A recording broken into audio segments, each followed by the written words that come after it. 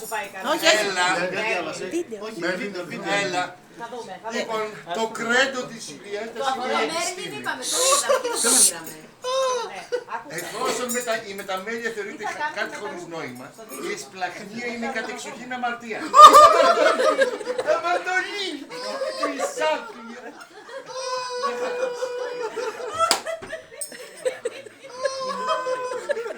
Έλα, δεν λέει πουθενά για τον αυνανισμό αυτό.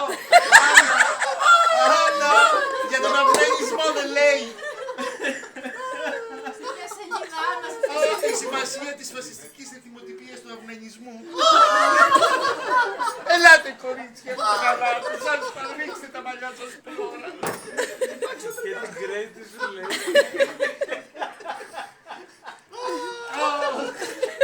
Τι να διαβάζω. Βγάλε και τις τρίγες από τα αυτιά μου.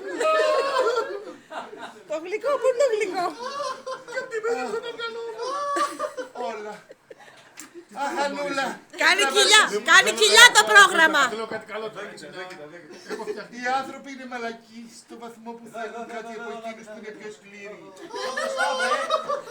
Και εμείς κορίτσια που το θέλουμε σκληρό, θέλουμε να το βρούμε σκέτη στο μαλακό.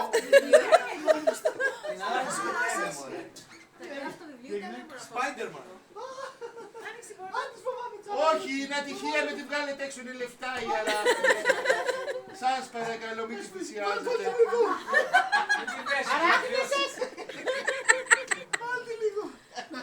Ενωδιστώ θέλω. Όποιον πλησιάστε τον πιάσω.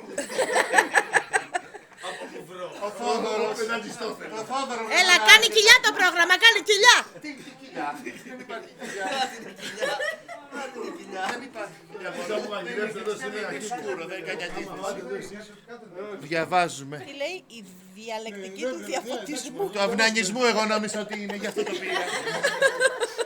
Αλλά που τα χάλασε. Ο κατιανισμός φορμαλισμός, να ξέρετε, περίμενε ακόμα μια συμμετοχή του ατόμου. Το οποίο είχε μάθει να συνδέει τις ποικίλες εμπειρίες των αισθήσεων με θεμελιώδεις έννοιες.